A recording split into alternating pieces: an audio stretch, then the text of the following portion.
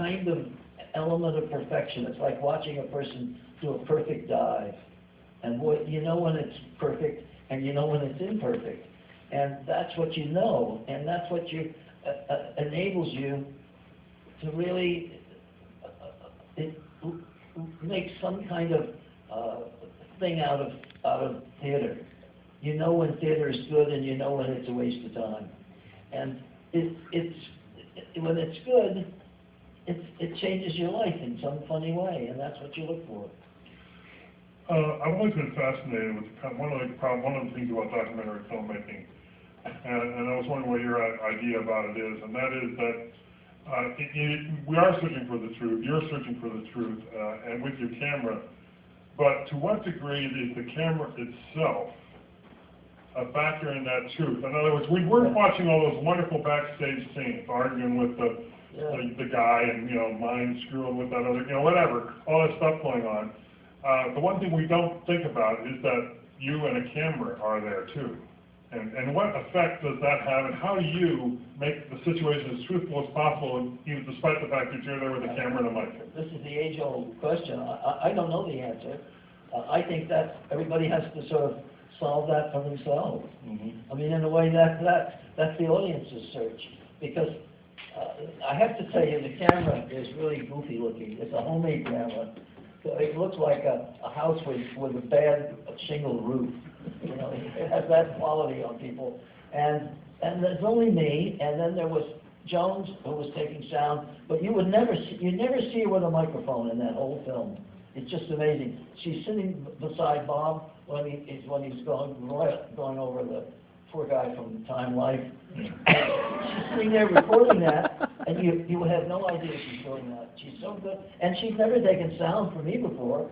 She was a friend of Bob's, and we just showed her how an auger worked, and she was fantastic. And I was thinking while I was watching this, you had a lot of very difficult sound situations. I mean, there was a lot of echoey kind of situations that could have been bad. You had a lot of crowds, a lot of crowd noise. It's amazing what you can hear out of that movie. Well, I think what we decided when we started to try to make these films for theater, as opposed to, audiences at your club or church or something, which is how documentaries originated.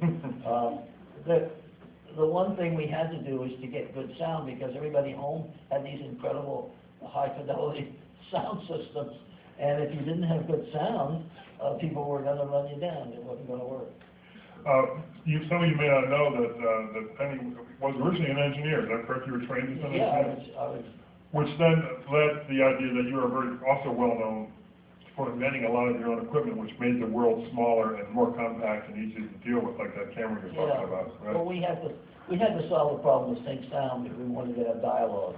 And if you want to have theater, you got to have a dialogue. Shakespeare taught us that, so we all know that's the case. And getting a sync sound camera took 2 or 3 years of our lives of working. The Ellington piece that opened at the short, that was your first?